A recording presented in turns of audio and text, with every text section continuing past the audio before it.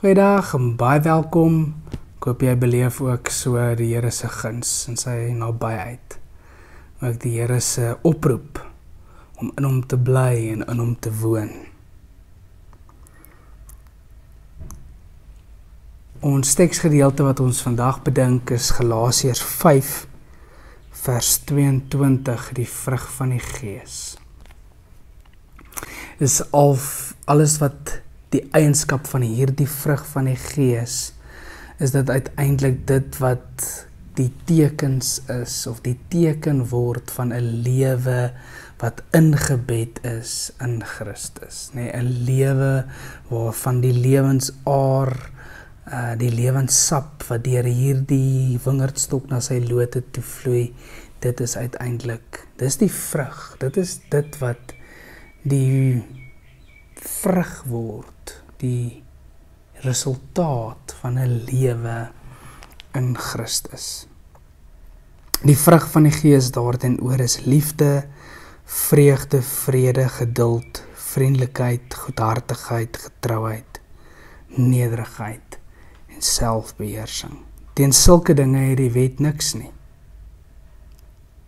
Die wat aan Christus Jesus behoort, het hulle sondige natuur met al sy hartstogte en begeertes gekruisig.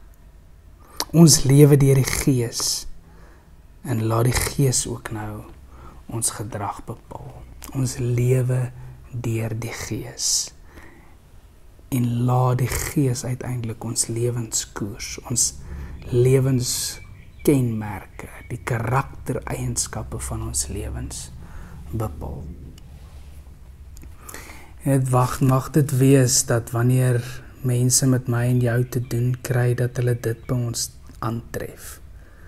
Dat wanneer hulle wanneer ons baie kruis met mense, miskien wil jy vir jouself vra, hoe lyk die vrug wat ek dra?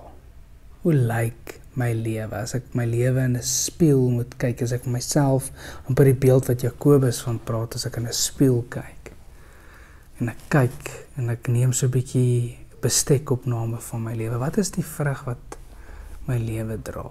Wat is die goed waaroor ek gesels? Wat is die goed waaroor ek dink? Wat is die goed wat ek my tyd aan spandeer? In krisis of in druksituasies, hoe lyk my eerste reaksie? As ek begroet word op 'n manier wat my onkant betrap, nie soos ek gedink het, iemand my sou dalk ontvang nie, wat sal my eerste reaksie wees? Hoe lyk my lewe in opsigte van iemand wat deur die Gees aangedryf word? Mag hierdie Galasiërs 5, mag dit so deel wees van my en jou lewe. Mag dit die produk, eindresultaat wees van 'n lewe deur die Gees. Here, ons bring ons lewens na U toe en ons vra, Here, ons wil ons sondige natuur met al sy menslike begeertes en hartstogte wil ons kruisig. En daarom wil ons ook terselfdertyd sê, Here, vergewe ons, want ons skiet so ver tekort, en heel dikwels is die teendeel van ons lewens waar. Maar wil U hierdie vrug, mag hierdie vrug posvat in ons lewens, en mag dit die vrug wees wat ons dra. Amen. Seën vir jou, en mag die Here jou ook ontmoet in hierdie dag.